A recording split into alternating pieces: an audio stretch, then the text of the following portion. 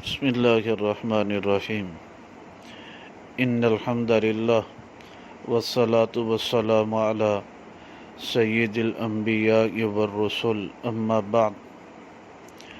عقیدہ ختم نبوت کے بارے میں حدیث نمبر 121 بیان کی جا رہی ہے۔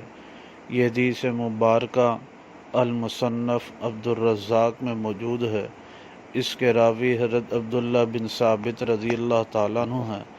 فرماتے ہیں کہ عمر بن خطاب رضی اللہ تعالیٰ عنہ نبی پاک صلی اللہ علیہ وسلم کی خدمت میں آئے، کہنے لگے یا رسول اللہ انی مررت بأخ لی من قریظہ، کہ میرا ایک بھائی ہے جو بنو قریظہ قبیلہ سے تعلق رکھتا ہے، اس نے میرے لیے تورات کی تقسیم میں سے کچھ جمع کیا ہے، کیا افلا اعرضها علیک، کیا پس میں اس کو آپ پر پیش نہ کر دوں؟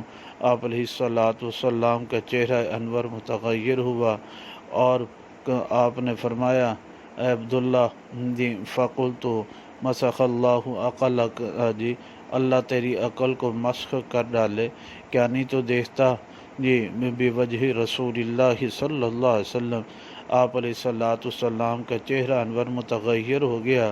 عمر رضی اللہ تعالیٰ عنہ نے فوری پڑھا رضیت باللہ ربا وبالاسلام دینا وبمحمد صلی اللہ علیہ وسلم نبیا۔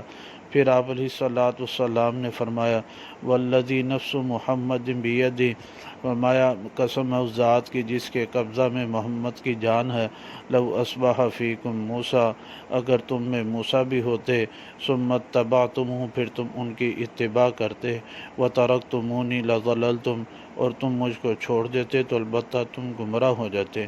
انتم حظی من الامم، تم جو ہے میرا حصہ ہو امتوں میں سے، وَأَنَا حَظُّكُم مِّنَ النَّبِيِّينَ، اور میں حصہ ہوں تمام انبیاء میں سے، یعنی جتنے انبیاء کا تو میرے بعد آنا نہیں، اگر موسیٰ بھی ہوتے تو وہ بھی اور تم بھی میری ہی اتباع کرتے۔